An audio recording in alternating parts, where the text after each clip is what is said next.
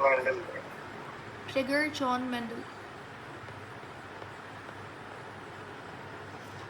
ठीक है, ये ऑस्ट्रिया में रहने वाले एक प्रीस्ट या फिर आप कह सकते हो मंक थे। ठीक है, इन्होंने एक्सपेरिमेंट किए थे किसके ऊपर? पी प्लांट पे। कौन से पी प्लांट पे? पी की बहुत सारी वैरायटी होती है। इन्होंने गार्डन पी के ऊपर एक्सपेरिमेंट्स किए थे। सही है। इन्होंने गार्डन पी क्यों चूज़ किया?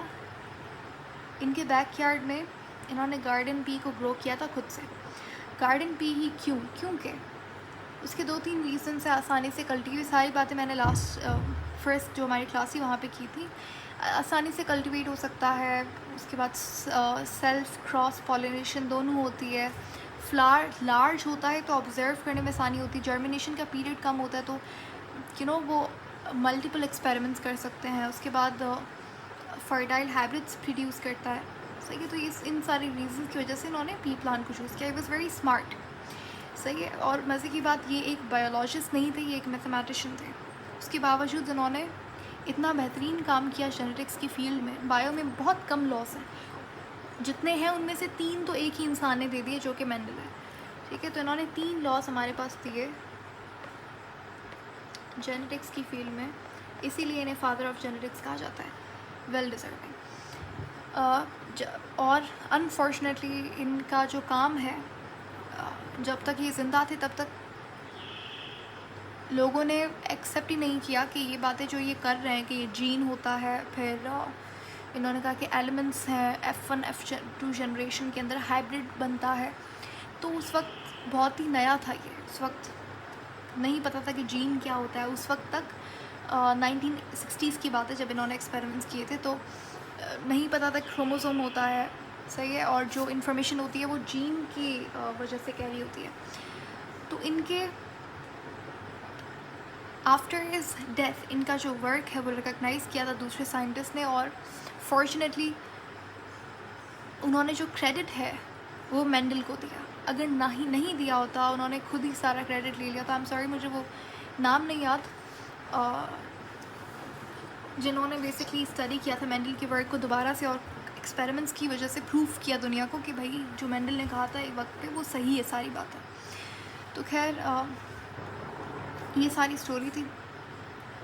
अब आते हैं हम लोग टॉपिक पे। सबसे पहला लॉ इनका है वो है क्या? Law of dominance. ठीक है, इसी के बेसिस पे आपको आईएमएट के अंदर सवाल आता है कि अगर आपके पास फादर जो है वो क्या ए ब्लड ग्रुप वाला है, मदर जो है वो बी है, तो उनके पास क्या क्या पॉसिबिलिटीज़ होंगी। इस तरीके का सवाल आपको देखने को मिलेगा। उसके लिए उसको सॉल्व करने के लिए आपको ये सारे लॉज क्लियर होने चाहिए। सबसे पहला लॉ, खासकर ये फर्स्ट लॉ जो है वो कहलाता है लॉ ऑफ डोमिनेंस। ठीक है, इस लॉ के अंदर सिंपल जो भी आपको, अगर एलील का कॉन्सेप्ट क्लियर है तो ये लॉ बहुत ही आसान है समझना। नाम में सारा कॉन्सेप्ट है। लॉ ऑफ डोमिनेंस कहता है कि अगर आपके पास 2 एलील्स हैं, ठीक है, तो उनमें से हमेशा वही एक्सप्रेस करेगा जो डोमिनेंट होगा। जैसे अगर आपके पास कैपिटल डी स्मॉल टी है तो इस केस में एक्सप्रेस कौन करेगा? Capital T. Exactly, capital D. तो कैपिटल डी हमारे पास डोमिनेंट हुआ, तो एक्सप्रेस फिनोटाइप में वही आएगा जो डोमिनेंट होगा। या फिर आप ये कह सकते हो जो दूसरे वाले को सप्रेस करे। डोमिनेंट क्या होता है? डोमिनेंट वो है जो दूसरे को सप्रेस करे, दूसरे को एक्सप्रेस ना होने दे, वो डोमिनेंट है। सही है। हमेशा जो डोमिनेंट एलील होता है उसे कैपिटल लेटर से लिखते हैं। ठीक है, फिर वो टी हो या फिर आर हो या कुछ भी हो, हर कैरेक्टर के लिए एक स्पेसिफिक लेटर चूज़ किया गया है। ठीक है, just for as an standard हम लोग ये कैपिटल डी लिखते हैं, वरना आप टॉल को चलो कैपिटल सी भी लिख सकते हो, लेकिन क्योंकि ग्लोबली टी लिखा जाता है तो आप, और इसीलिए टी हम लोग हाइट के लिए टी लेटर का यूज़ करते हैं। उससे कोई फ़र्क नहीं पड़ता कि आप लेटर क्या यूज़ कर रहे हो, बट खैर डोमिनेंट वाला हमेशा होगा कैपिटल लेटर। इसी तरीके से जो रिसेसिव होता है, रिसेसिव कौन सा है? जो एक्सप्रेस ना करे, जो सप्रेस हो जाए डोमिनेंट वाले से, वो आपके पास रिसेसिव एलील है। रिसेसिव वाले को आप हमेशा स्मॉल टी से denote, I am sorry, T नहीं, किसी भी स्मॉल लेटर से आप इसे डिनोट करेंगे। अच्छा, जो भी आपके पास जीन है उसकी जो फिजिकल एक्सप्रेशन होती है वो क्या कहलाती है? एग्जैक्टली,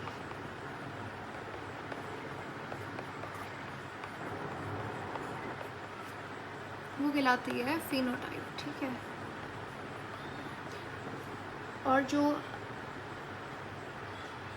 जिस तरीके से आप फेनोटाइप को लिखते हैं, जैसे अगर एक इंसान टॉल है तो वो टॉल कैसे हुआ? कैपिटल डी से भी हो सकता है, ये पॉसिबिलिटीज़ हैं, या तो कैपिटल डी स्मॉल डी से भी हो सकता है। ये जो आपने जीन को लिखा है ये कहलाता है इसका जीनोटाइप, ठीक है। Symbolisation of the phenotype is genotype, सही है। अब जब आप अकॉर्डिंग टू मेंडल लॉज या फिर जो जेनेटिक्स के लॉ हैं आपके पास, जब आप उनको क्रॉस करवाते हैं तो आपके पास जो रिज़ल्ट आएगा, जो जनरेशन बनती है, उसे आप कहते हैं फ्लायल जनरेशन, सही है। तो अब एक एग्जांपल से समझते हैं मैं क्या कहना चाह रही हूँ। होता क्या है आपके पास, समझ लें हमारे पास एक फादर है, तो मदर है। अच्छा, एक ऑर्गेनिज्म में हर कैरेक्टर का कितना जीन है टोटल? जैसे आई कलर है तो आपके अंदर आई कलर के कितने जीन होंगे? 2 होंगे, ठीक है। लेकिन अगर मैं ह्यूमन पॉपुलेशन की बात करूँ, सही है, तो उसके अंदर फिर हंड्रेड्स ऑफ जीन्स हो सकते हैं आई कलर के, ठीक है। लेकिन एक ह्यूमन में 2 ही जीन होंगे। हाँ, कुछ एक्सेप्शंस हैं इस बात की, 2 से ज़्यादा भी हो सकता है, सही है। अब जैसे हमारे पास फादर है तो उसका हम लोग एग्जाम्पल से समझते हैं। फादर क्या जीनोटाइप क्या है? कैपिटल डी, सही है। फादर के पास खुद के पास भी तो 2 जीन्स होंगे, 2 एलील्स होंगे, ठीक है। अभी हम लोग हाइट के एग्जाम्पल से समझ रहे हैं। और मदर जो है वो हमारे पास है कैपिटल डी, स्मॉल डी। मैंने आपसे कहा कि मुझे बताइए क्या पॉसिबिलिटीज़ होंगी इनके बच्चों की, ठीक है। जो चिल्ड्रन होंगे, जो जनरेशन बनेगी आगे इनके क्रॉस से, उनके अंदर क्या जीनोटाइप की पॉसिबिलिटी हो सकती है। तो आप उसको फाइंड करने के लिए आप लॉ ऑफ डोमिनेंस का यूज़ करेंगे यहाँ पे। कैसे आप इनको क्रॉस करवाएंगे? सबसे पहले आपने क्या करना है, ये मैं आपको स्टेप्स बता रही हूँ, इसी तरीके से आपने सारे क्वेश्चंस को सॉल्व करना है। देखें, सबसे पहले आप क्या करेंगे, इनके जीन्स बनाएंगे। जीन्स का मतलब क्या है? जब जैसे फॉर एग्जांपल जो मदर है या फिर जो फादर है, जब उनके अंदर गैमेटोजेनेसिस होगा, गैमेटोजेनेसिस यानी कि प्रोडक्शन ऑफ गैमेट्स, फादर के अंदर जब स्पर्म प्रोडक्शन होगी, जिसको हम कहेंगे स्पर्मेटोजेनेसिस, ठीक है। The production of sperm is called as spermatogenesis and the production of ovum is called as oogenesis। तो जब स्पर्मेटोजेनेसिस होगा और oogenesis होगा तो उसमें जो गैमेट्स होंगे, तो इसीलिए आप क्या करेंगे, यहाँ पे जीन्स बनाएंगे। क्यों? क्योंकि जो आपके पास गैमेट है उसके अंदर हर जीन का हर कैरेक्टर का एक ही एलील होगा। आपको पता है ना, गैमेट्स हैप्लॉइड होता है, डिप्लॉइड? हैप्लॉइड होता है, ठीक है। तो हर कैरेक्टर का उनके पास एक ही एलील है, उनके पास 23 क्रोमोसोम्स होते हैं। अब यहाँ पे आपके पास इनके जीन्स आप कैसे बनाएंगे, कोई मुश्किल बात नहीं है। अगर कैपिटल डी वाली कंडीशन है तो यहाँ पे जीन क्या बनेगा, एक कैपिटल डी बन गया और यहाँ पे कैपिटल डी बन गया। इसका क्या बनेगा, कैपिटल डी, स्मॉल डी। ये यहाँ पे हमने जीन्स बना लिए। आप इसको डायरेक्ट भी कर सकते हो, लेकिन पहला क्वेश्चन मैं आपको ऐसा डिटेल में बता रही हूँ। अब आप क्या करेंगे, आप इनको क्रॉस करवाएंगे। क्रॉस कैसे करेंगे? क्रॉस करवाने के लिए आप यहाँ पे पनेट स्क्वायर का इस्तेमाल करेंगे।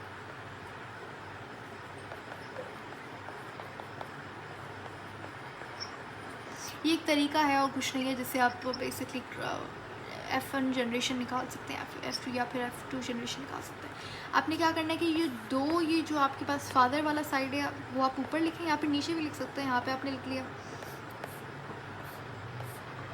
ठीक है। और आपने मदर वाला यहाँ पे लिख लिया, कैपिटल डी और स्मॉल डी। अब आप इनको क्रॉस करवाएंगे। कैसे करवाएंगे क्रॉस?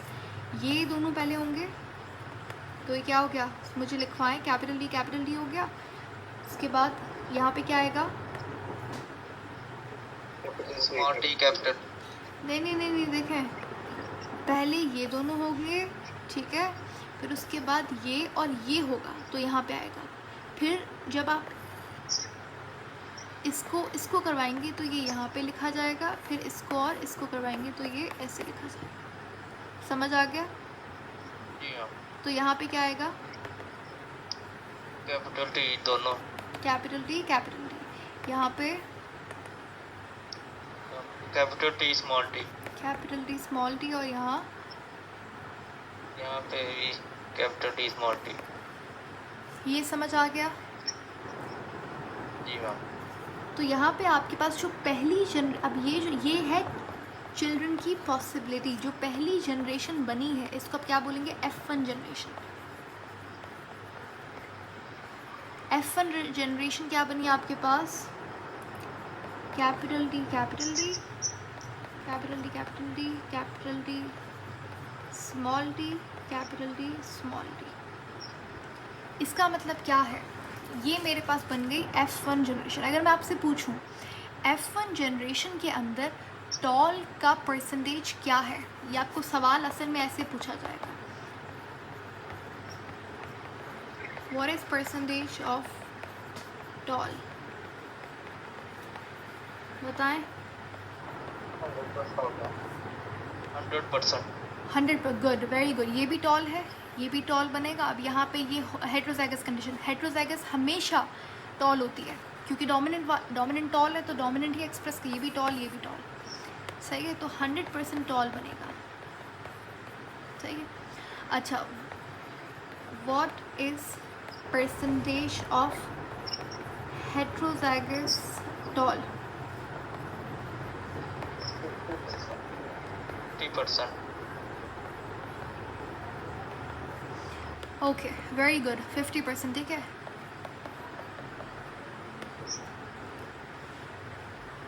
ठीक हो गया, तो समझ आ गया, इस तरीके से सॉल्व होगा। अब एक अगर आपसे F2 जनरेशन का भी पूछा जा सकता है, ठीक है, वो आपको F2 जनरेशन भी पूछ सकता है। उसमें आप क्या करेंगे? उसमें भी आप यही सेम प्रोसेस को रिपीट करेंगे, सही है। अब यहाँ पे हम क्वेश्चंस को, आपका टॉपिक क्लियर हो गया यहाँ पे, जस्ट आपको अब क्वेश्चन को प्रैक्टिस करना है। लेकिन उससे पहले मैं आपको जो ये लॉ है, लॉ ऑफ डोमिनेंस, इसकी 2-3 एक्सेप्शंस भी हैं। क्या हैं? जहाँ पे ये लॉ एप्लीकेबल नहीं होता।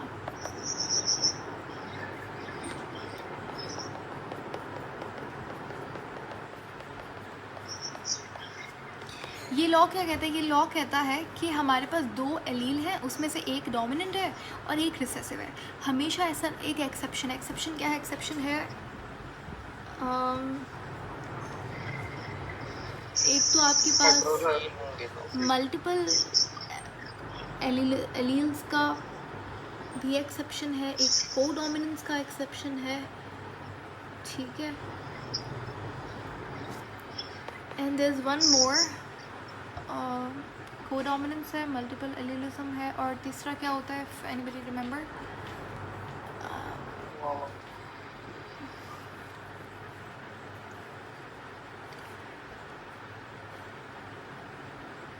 अच्छा, एक हमारे पास कोडोमिनेंस होती है एंड एक हमारे पास मल्टीपल एलीलिज्म होता है। ओके, एक होता है इनकम्प्लीट डोमिनेंस, ठीक है। तो ये तीनों हमारे पास एक्सेप्शंस हैं।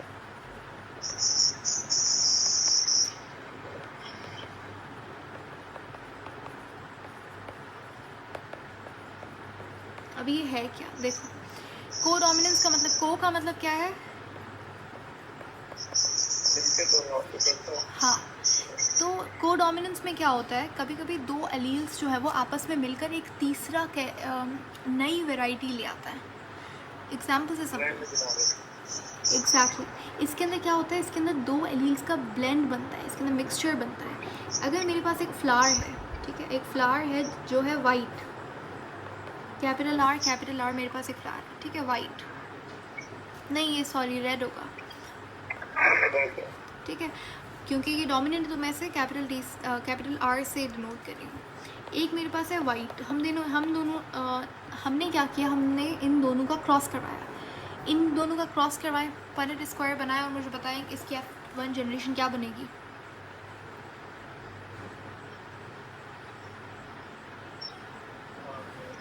एक फुल रिसेसिव बनेगा, एक होमोजाइगस डोमिनेंट बनेगा। नहीं, ऐसे नहीं, आप मुझे चारों लिखवाएं कि कैपिटल आर स्मॉल आर, इस तरीके से। ठीक है मैम।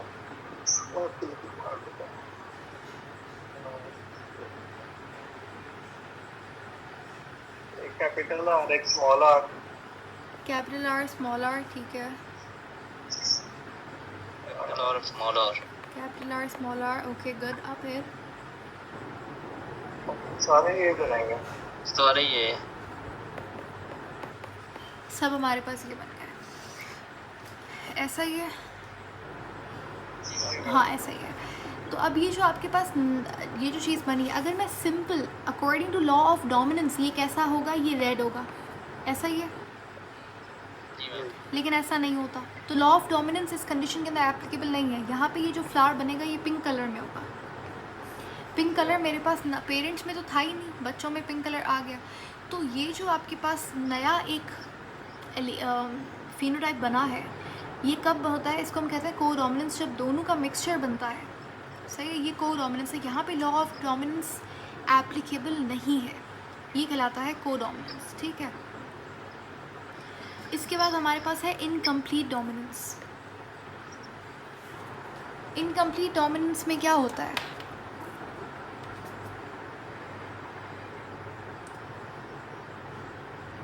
देखें अकॉर्डिंग, अच्छा समझता है, according to law of dominance एक जो है वो एक्सप्रेस करता है वो डोमिनेंट है। यानी कि एक बंदा मेरे पास अगर हाइट है, या तो वो टॉल होगा या तो वो डॉर्फ होगा। सही है, बीच का तो कोई सीन नहीं है ना, थोड़ा सा टॉल होगा, फिर ऐसा कोई सेंस नहीं बनता। इनकम्प्लीट डोमिनेंस में क्या होता है, जैसे हमारे पास अगर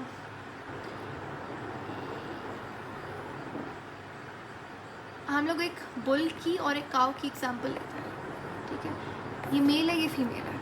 अब जब इन दोनों का क्रॉस होगा, समझ लें ये हमारे पास वाइट है, नहीं ये हमारे पास ब्लैक है और ये वाइट है। या फिर चलें इसको थोड़ा सा कर लेते हैं हम लोग, इसको कैपिटल बी और हेट्रोजाइगस कर लेते हैं इस बार, ठीक है, वरना दोबारा से अगर बी करेंगे तो यही कंडीशन आएगी। थोड़ा सा डिफरेंट करने के लिए मैंने यहाँ पे हेट्रोजाइगस कंडीशन ली, ठीक है। तो ये दोनों हमारे पास पेरेंट्स वाली कंडीशन हो गई। अब मुझे बताइए, इनका क्रॉस करवाइए सबसे पहले तो।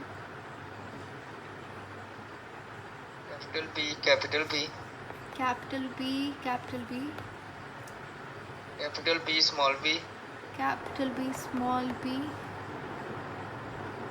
then again capital B with capital B, okay, with capital B small b. Capital B small b. एक second, let me just recheck. Capital B okay, good good. तो ये हमारे पास क्या बनी, ये बनी F1 जनरेशन अकॉर्डिंग टू, अब आपने मुझे बताना है according to law of dominance. According to law of dominance ये कैसा होगा, जो बुल का कलर होगा ब्लैक। ये बी जो है वो ब्लैक का है, ये जो है वो वाइट का है, ये पूरा ब्लैक होगा, बिल्कुल सही बात है, सही है। और ये कैसा होगा capital B according to law of dominance, ये भी ब्लैक होगा, लेकिन ऐसा होता नहीं है। According to law of incomplete dominance ये कहता है कि हमारे पास जो एक एलील है वो कम्प्लीटली दूसरे को सप्रेस नहीं कर पाता, वो 50-70% यानी कि थोड़ा बहुत सप्रेस करता है। तो इसका मतलब ये है कि ऐसा नहीं है कि जो कैपिटल बी है वो कम्प्लीटली सप्रेस कर देगा स्मॉल बी को। तो मेरे पास ये जो हेट्रोजाइगस कंडीशन होगी ये ऐसी होगी, ये जो मेरे पास बुल बनेगा यहाँ पे, इसके ऊपर इसकी ये पूरा समझ लें ब्लैक है या वाइट है, उसके ऊपर थोड़े थोड़े स्पॉट्स बन गए किसके, दूसरे वाले के, जो रिसेसिव था उसके यहाँ पे वाइट, पूरा ब्लैक है उसके ऊपर वाइट, इस तरीके से स्पॉट्स बन गए, ठीक है, तो ये कहलाएगा इनकम्प्लीट डोमिनेंस। यहाँ पे भी लॉ ऑफ डोमिनेंस नहीं एप्लीकेबल होता, क्योंकि according to law of dominance ये कैसी कंडीशन होगी, पूरा का पूरा ब्लैक होगा, लेकिन ऐसा नहीं हुआ। इनकम्प्लीट का मतलब है कि कम्प्लीटली सप्रेस नहीं करेगा, इनकम्प्लीटली करेगा। ये समझ आया? ये ऐसे आपने देखे होंगे एग्जाम्पल्स, जो कभी कभी जो स्ट्रे कैट्स होती हैं उनका भी कलर ऐसा होता है, आधी वो ग्रे होती है, आधी वाइट होती है ना, तो वो किस लिए होता है? हमारे पास है ऐसी को या तो एग्जैक्टली उसके अंदर क्या इनकम्प्लीट डोमिनेंस वाली कंडीशन आ गई आपके पास। तो इन दोनों के अंदर हमारे पास लॉ ऑफ डोमिनेंस एप्लीकेबल नहीं होगा। Is that clear? ठीक है,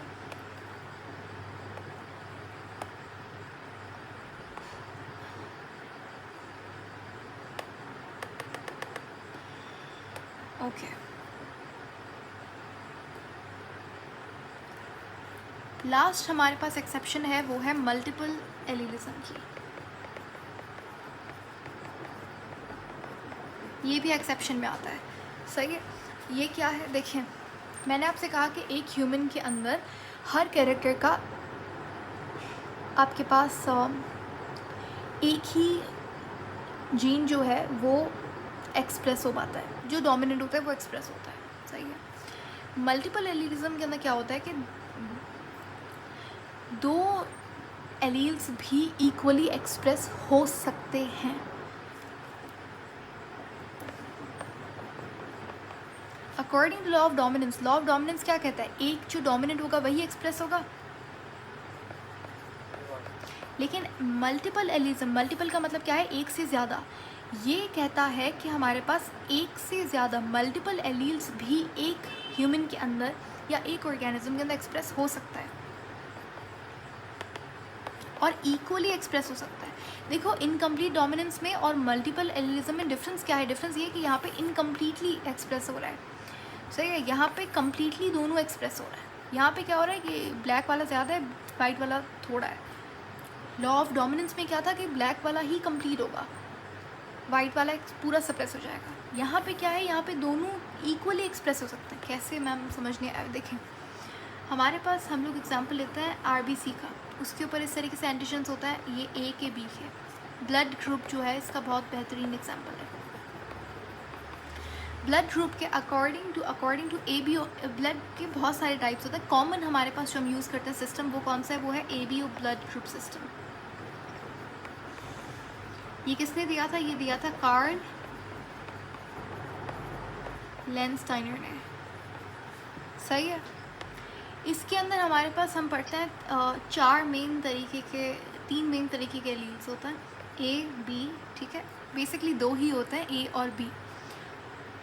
पॉसिबिलिटीज़ क्या होंगी इन दोनों से? या तो इंसान जो है वो कैपिटल ए होगा, तो इसका ब्लड ग्रुप क्या हुआ? ए हुआ।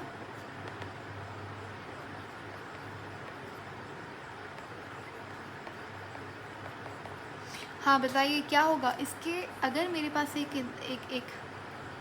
ये 1 है, ठीक है, इसके आरबीसी पे एंटीजन ए मौजूद है, इसका फिनोटाइप कैपिटल ए है, इसका ब्लड ग्रुप कैसा होगा?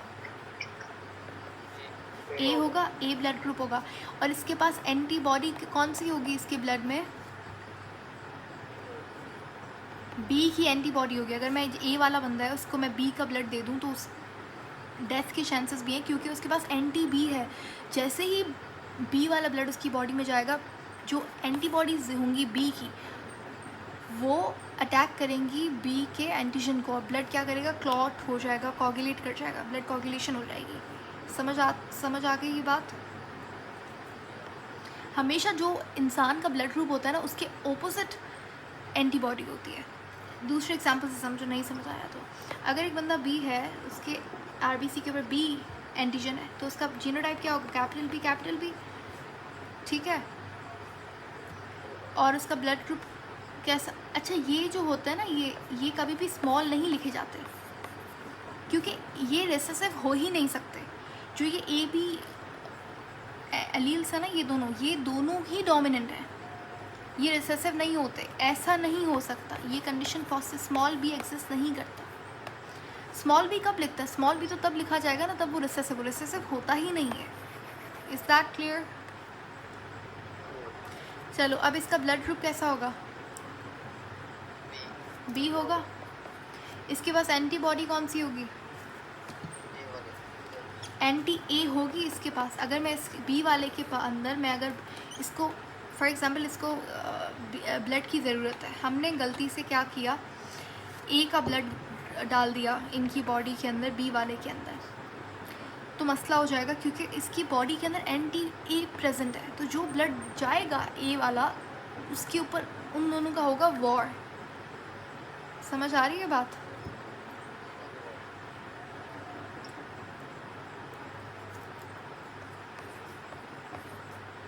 नेक्स्ट हम लोग लेते हैं ए बी। देखो कभी कभी क्या होता है, जो ब्लड ग्रुप अपना जो आरबीसी है उसके ऊपर एंटीजन ए भी प्रेजेंट है और एंटीजन बी भी प्रेजेंट है।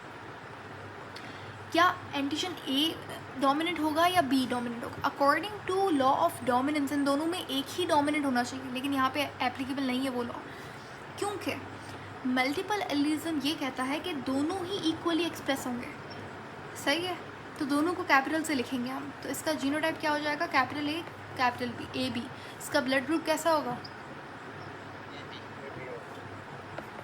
इसके पास एंटीबॉडी कौन सी होगी? कोई भी नहीं। ज़बरदस्त, गुड, वेरी गुड।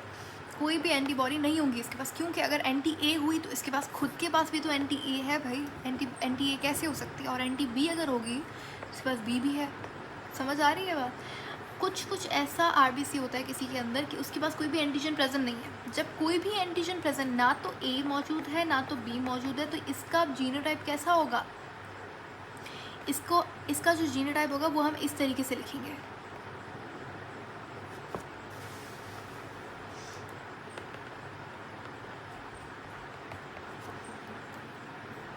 ऐसे लिखेंगे। सही है, इसके पास कोई भी एंटीजन नहीं है। इनको हम कैसे लिखेंगे? इनको हम ऐसे लिखेंगे। ये आई जो है ना, ये बेसिकली इसको दिखा रहा है आइदर ए और बी। ठीक है, इसको हम कैपिटल बी लिखेंगे। इसको ऐसे लिखेंगे। इसको कैसे लिखेंगे? इसको स्मॉल आई लिखेंगे। सही है, लिखने का तरीका है और कुछ भी नहीं है। इसका ब्लड ग्रुप कैसा होगा? अगर ए भी नहीं है बी भी नहीं है, ब्लड ग्रुप कैसा होगा? ओ होगा। ठीक है, और इसके पास एंटीबॉडी कौन सी होगी? ये भी वेरी गुड। इसके पास एंटी ए भी होगी, एंटी बी भी होगी। ठीक है, ये है हमारे पास A B O blood group system. अब इसके अंदर हमारे पास कार्ल लैंडस्टीनर ने ही एक मंकी को ऑब्जर्व किया, रेसिस मंकी उसका नाम था, और पाया गया उसके अंदर एक और तरीके का एंटीजन जो कि आरबीसी के ऊपर प्रेजेंट होता है, जिसको हम कहते हैं आरएच फैक्टर। वो इस मंकी के नाम के ऊपर रख दिया आरएच। ठीक है, रेसिस फैक्टर। अगर तो किसी के ब्लड के आरबीसी में आरएच एंटीजन प्रेजेंट है तो वो कैसा होगा? वो पॉजिटिव है, पॉजिटिव ब्लड ग्रुप है। अगर नहीं है तो वो कैसा ब्लड होगा? नेगेटिव। तो ए नेगेटिव, ए पॉजिटिव आप सुनते हैं ना, तो ए पॉजिटिव का मतलब क्या है कि उसके पास एंटीजन ए भी प्रेजेंट है उसके आरबीसी पे और एंटीजन आरएच भी मौजूद है। समझ आ रही है बात? सही है। अब मैं आपसे सवाल कर रही हूँ, क्वेश्चन करता है। अगर मेरे पास एक इंसान है, उसका जो ब्लड ग्रुप है, ये पेशेंट है, पेशेंट का नाम है ग्रे। ठीक है, एक पेशेंट है ग्रे, उसका नाम है। ठीक है,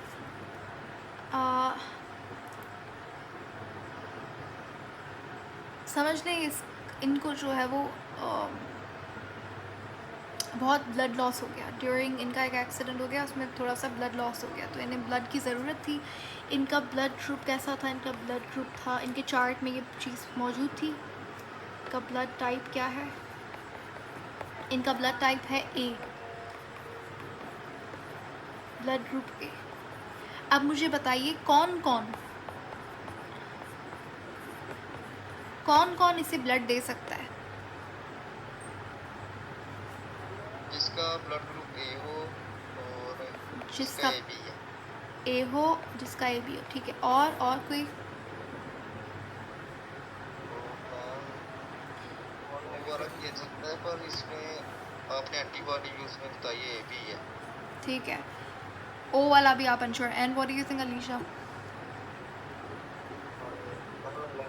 जगह पड़ा हुआ है कि ओ नेगेटिव इज अब लेकिन सुने, अभी आप पॉजिटिव नेगेटिव को छोड़ दें, पॉजिटिव नेगेटिव का हम बात मैं अगली क्लास में समझाऊंगी या थोड़ी देर बाद हम लोग समझेंगे। अभी सिर्फ आप इस पे ध्यान दें। मैंने आपको ये नहीं कहा कि ये पॉजिटिव है ये नेगेटिव है, just leave that. We are just talking about A, इन चारों में कौन ब्लड दे सकता है, मुझे जस्ट आपने ही बताना है। ये सही लिखा हुआ है, ये दोनों सही लिखा हुआ है यहाँ पे, ठीक है, ठीक हो गया। चलें, ए वाला दे सकता है। अच्छा, एक चीज़ आपने याद रखनी है, जिसको ब्लड मिल रहा है, जो पेशेंट है, वो कहलाएगा रेसिपिएंट। क्या बोलेंगे इसको? रेसिपिएंट। ये रेसिपिएंट है, और जो ब्लड देगा वो डोनर है। मैंने आपसे कहा कि डोनर कौन होगा, कौन कौन इंसान जो ब्लड दे सकता है, कौन से डोनर हो सकते हैं। इसको ए ब्लड दे सकता है, दे सकता है, ठीक है। सेम हमेशा ब्लड दे सकता है। ए भी दे सकता है, नहीं दे सकता। ए भी कैसे देगा? ए भी दे सकता है, दोबारा से सोचें, नहीं दे सकता, क्योंकि ये जो पेशेंट है हमारा, इस जिसका ब्लड ग्रुप ए है, इसके पास एंटी बी भी तो है। अगर ए बी वाला ब्लड ग्रुप आप डाल देंगे, ऐसा मत कीजिएगा प्लीज़, क्योंकि इस बेचारे को प्रॉब्लम हो गया आगे जाके, क्योंकि आगे जाके क्या उसी वक्त ही कोagulation हो जाएगी। कैसे?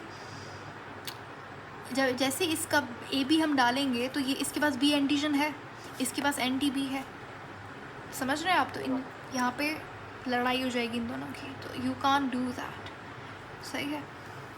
हाँ, अगर बहुत ही कम ब्लड जा रहा है, बहुत ही कम ए बी आप डाल रहे हो, तो इतना बड़ा डिफरेंस नहीं आएगा, लेकिन अच्छा खासा अगर ब्लड ट्रांसफ्यूजन यहाँ पे हो रहा है तो वो मसला होगा, ठीक है। तो आपको कहना चाहिए था मैम इसको ओ दे सकता है। ओ कैसे दे सकता है? क्योंकि देखो, ओ के पास ना तो एंटी ए है, ना तो एंटी बी है, इस बेचारे के पास कोई एंटीजन ही नहीं है, आप इसको दे सकते। मैम आपने पहले बताया कि इसके पास दोनों हैं ऊपर। कहाँ पे? ये ऊपर आपने बताया पहले। एंटीबॉडी है वो। देखिए, हाँ वो एंटीबॉडी का बोला था ना मैंने। हाँ, अब यहाँ पे मैं आपका क्वेश्चन समझ गई, ठीक है। It's a very good question by the way. इन्होंने कहा कि अगर ये ब्लड ग्रुप ओ हम डालेंगे ए वाले के पास, तो चलो ए के पास तो हमारे पास एंटीजन क्या है? ए है, ठीक है, और इसके पास एंटीबॉडी क्या है? एंटीबॉडी बी है, ठीक है। अब जो ओ वाला है, ओ वाले के आरबीसी पे कोई एंटीजन नहीं है, तो अगर इसके पास एंटी बी है तो ये तो इसको अटैक नहीं करेगा, बिल्कुल सही बात, ये समझ आ गया। लेकिन मैम ये जो ओ वाला ब्लड ग्रुप है, इसके पास खुद के पास तो एंटी ए है ना, इसके पास खुद के पास तो एंटी बी भी है। जब ये इसकी बॉडी में जाएगा, इसके पास एंटी ए है, तो इसका एंटीजन तो ए है, तो ये इसको अटैक नहीं करेगा क्या? देखो, बिल्कुल करेगा। लेकिन क्या होता है, जो आप ये रेसिपिएंट है, इसकी बॉडी में टोटल ब्लड कितना है? 5 लीटर ब्लड है, ठीक है। आप जो डोनर ब्लड दे रहा है वो बहुत कम देगा, ठीक है। फॉर एग्जांपल उसको 5 मिलीलीटर या 10 मिलीलीटर जितना भी ब्लड उसको दे रहा है, तो बहुत कम क्वांटिटी में होता है। जो आप यहाँ पे ब्लड देंगे इसे, तो उसके अंदर जो एंटी ए होगी वो बहुत कम क्वांटिटी में होगी, जबकि एंटीजन ए क्या है? 5 लीटर ब्लड के अंदर बहुत ज़्यादा एंटीजन ए है। तो ये ऐसा है कि समझ लें, for example there is an ocean, और उसके सामने आपने एक बूंद पानी रख दिया, तो क्या ये एक ड्रॉप डिफरेंस क्रिएट करेगा? इतना नहीं करेगा। तो ये इसको ब्लड दे सकता है, समझ आई ये बात? ये बहुत कम क्वांटिटी में एंटी ए होगा, तो वो डिफरेंस नहीं क्रिएट करेगा। इसी तरह हम अगर ए बी भी कम क्वांटिटी में दें तो फिर तो ये भी दे सकते हैं। नहीं, आप समझे नहीं। देखो, अगर आप एंटी ए बी डालेंगे तो इसके पास तो एंटी बी है ना, इसके पास जो एंटी बी है वो काफ़ी अच्छी क्वांटिटी में है। जो रेसिपिएंट की एंटीबॉडीज़ हैं वो मैटर करती है। जो रेसिपिएंट के पास जो आपके पास एंटीजन है, जो एंटी बॉडी है, वो मैटर करती है। अब आपने एक चीज़ यहाँ पे याद रखनी है, यूनिवर्सल डोनर कौन सा होता है जो हर किसी को ब्लड दे सकता है? ओ वो है ओ, ठीक है। और ओ में भी कौन सा, O negative O positive? O negative. Negative. ये हर किसी को ब्लड दे सकता है, ठीक है। और हमेशा याद रखिएगा, जो आपका सवाल था आई होप बहुत अच्छे से क्लियर हो गया होगा कि जो आपके पास डोनर का जो एंटीबॉडी है ना, वो इसको नुकसान नहीं पहुंचाएगा। लेकिन जब आप ए बी डालोगे ना, तो आपके पास जो एंटीजन है वो बी जितना भी जा रहा है, आपने कहा कि अगर मैम थोड़ा ए बी डालेंगे तो उससे भी क्या फ़र्क पड़ेगा, लेकिन देखो यहाँ पे आप एंटीजन थोड़ा डाल रहे हो, लेकिन एंटीबॉडी जो रेसिपिएंट है उसके पास एंटी बी तो बहुत ज़्यादा है, तो ये मसला होगा। ऐसा नहीं कर सकते आप, ठीक है। अगर ओ को डालेंगे तो वो भी एंटी साथ जा रहा है ना। अगर आप ओ डाल रहे हैं, ठीक है, तो इसके पास कोई एंटीजन नहीं है। क्या ओ के पास कोई एंटीजन है? ए बी के पास एंटीजन है। ए बी के पास एंटीजन ए बी है, वो तो मसला नहीं है, लेकिन उसके पास एंटीजन बी भी तो है। ओ के पास कोई एंटीजन है आरबीसी पे? नो। ए बी के पास एंटीजन है, बी एंटीजन, जो मसला है इसके लिए ए के लिए। मैम इसके पास एंटीबॉडी तो है ना। ए बी के पास, आप कह रहे हो कि ए बी के पास एंटीबॉडी है? ए बी के पास कौन सी एंटीबॉडी है? ए बी के पास कोई एंटीबॉडी नहीं होती। मैं ओ की बात कर रहा हूँ। यार देखो, ओ में जो है ना, मसला तब होगा जब ओ रेसिपिएंट होगा, तब हम उसको कोई भी इंसर्ट नहीं कर पाए। अगर वो डोनर